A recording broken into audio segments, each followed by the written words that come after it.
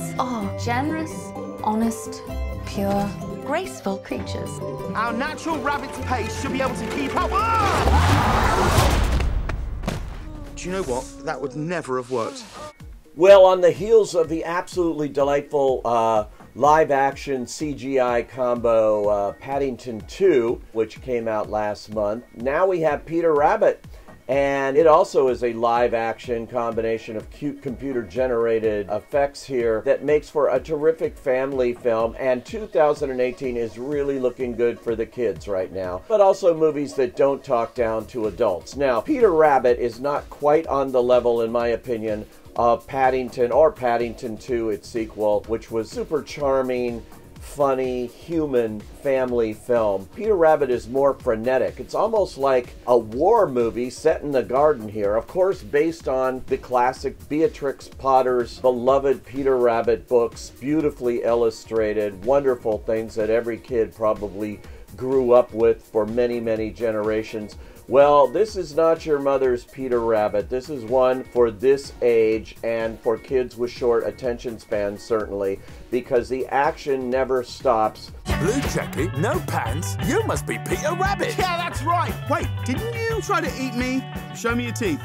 Do like a go, like, It was you! I knew it! How are you? So good to see you. Peter, voiced wonderfully here by James Corden, wages war on the McGregor garden. First against old McGregor, the old man who's out to turn Peter into a pie but can never quite catch him. One day just finally dying of a heart attack right there in the garden. That makes Peter and his triplet sisters, Flopsy, voiced by Margot Robbie, Mopsy, voiced by Elizabeth Debicki, and Cottontail, voiced by Daisy Ridley, along with cousin Benjamin, makes them jump for joy thinking they finally won custody of that vegetable garden. But not to be, because the heir to the whole place there is the nephew, McGregor, Thomas McGregor. This does not play well with Peter and the gang when he comes in, and has the same kind of rivalry that his old uncle did with them. This sets up one action sequence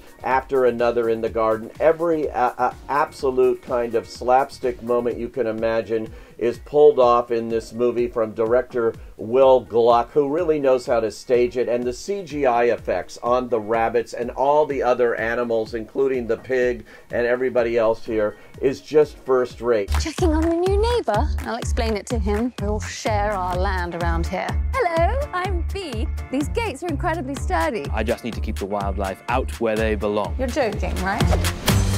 Yes. They're angels. This is their place. Now, this is not, as I say, as charming as Paddington, and it's certainly, if we want to talk about the class act in this genre, Babe, it's not that either. It doesn't have that warmth or whimsy to it, but it does have some really amusing characters here, and I have to say, I laughed out loud through a lot of this movie. I had a really good time, and I really did love each one of these rabbits has their own unique personality, particularly what Corden brings to Peter. And ultimately, there are complications here because their caretaker, as it were, their human caretaker, Rose Byrne, falls for Thomas McGregor, and a little romance starts that makes Peter jealous and fearing that he's going to lose the one human that understands him and loves him. And so that's a nice touch here too. It all goes in predictable ways, but it's so entertaining along the way. It's not a classic for the ages in the children's genre, but it's a lot of fun to watch, and I applaud that. And I think you'll have a really good time, particularly taking the kids to this one. I guarantee you, they won't be bored with Peter Rabbit. I say, hop to it.